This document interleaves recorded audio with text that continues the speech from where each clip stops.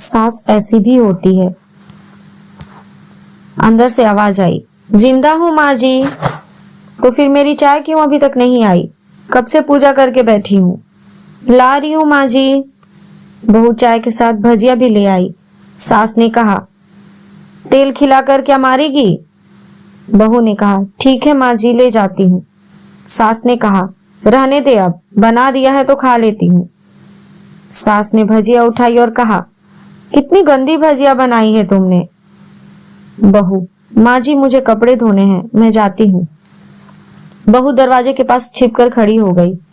सास भजिया पर टूट पड़ी और पूरी भजिया खत्म कर दी। बहू मुस्कुराई और काम पर लग गई। दोपहर के खाने का वक्त हुआ। सास ने फिर आवाज लगाई, कुछ खाने को मिलेगा? बहू ने आवाज नहीं दी। सास फिर चिल्लाई, भूखे मारेगी क्या? बहू आई सामने, खिचड़ी रख दी। सास गुस्से से, ये क्या है? मुझे इसे नहीं खाना, इसे ले जाओ। बहू ने कहा, आपको डॉक्टर ने दिन में खिचड़ी खाने को कहा है, खाना तो पड़ेगा ही। सास मुंह बनाते हुए, हाँ तू मेरी माँ मत बन जा। बहू फिर मुस्कुराई और चली गई। आज इनके घर में पूजा थी। बहू सुबह 4 बजे उठ गई। पहले स्नान किया, फिर फूल लाई, माला बनाई, रसोई साफ की, पकवान और भोज बनाया। सुबह 10 बज गए। अब सास भी उठ चुकी थी। बहू अब पंडित जी के साथ भगवान के वस्त्र तैयार कर रही थी। आज ऑफिस की छुट्टी भी थी। उनके पति भी घर पर थे। पूजा शुरू हुई। सास चिल्लाती, बहू ये नहीं है, वो नहीं है। बहू दौड़ी दौड़ी आती और सब करती। अब दोपहर के 3 बज गए थे। आरती की तैयारी चल रही थी। पंडित जी ने सबको आरती के लिए बुलाया और सबके हाथों में थाली दी।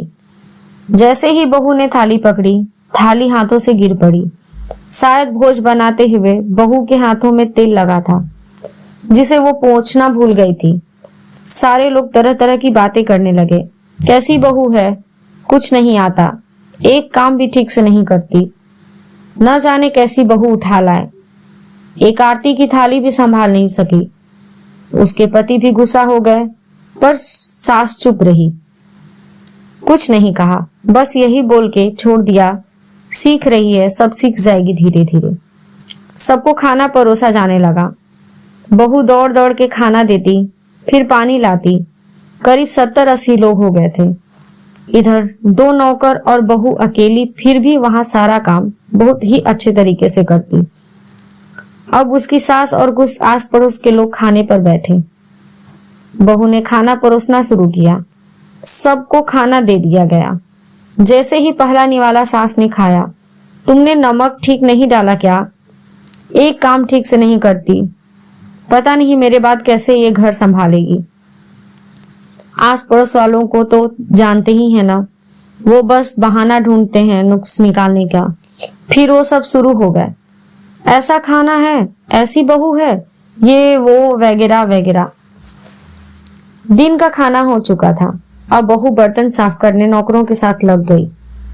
रात में जगराता का कार्यक्रम रखा गया था। बहू ने भी 1-2 गीत गाने के लिए स्टेज पर चढ़ी।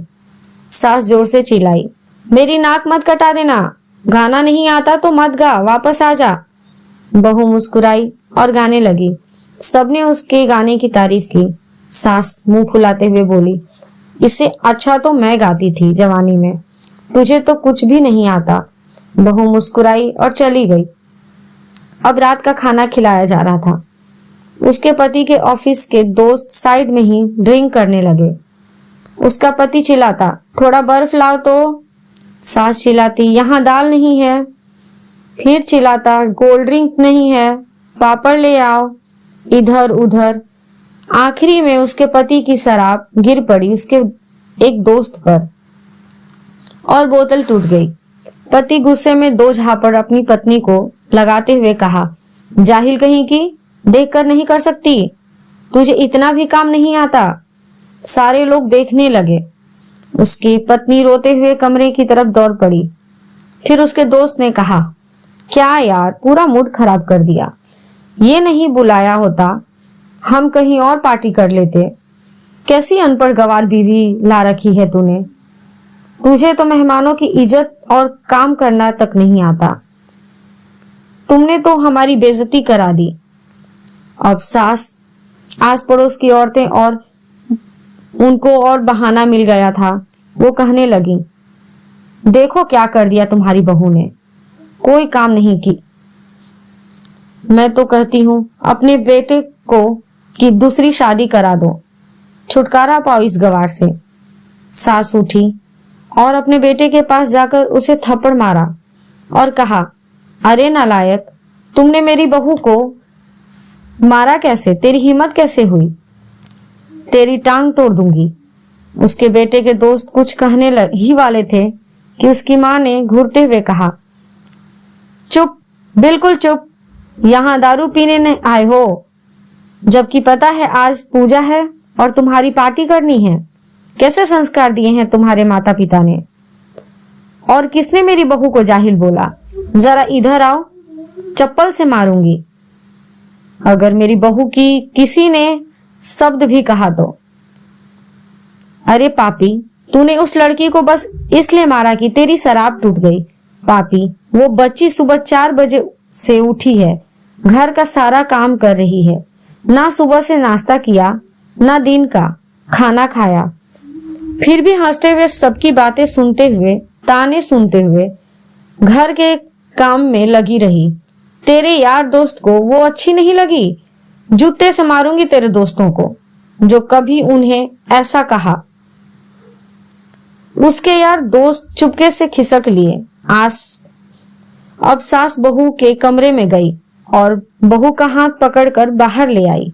सबके सामने कहने लगी, किसने कहा था अपनी बहू को घर से निकाल दो कि दूसरी बहू ले आना? जरा सामने आओ। कोई सामने नहीं आया। फिर सास ने कहा, तुम जानते भी हो क्या इस लड़की के बारे में? ये मेरी माँ भी है, मेरी बेटी भी।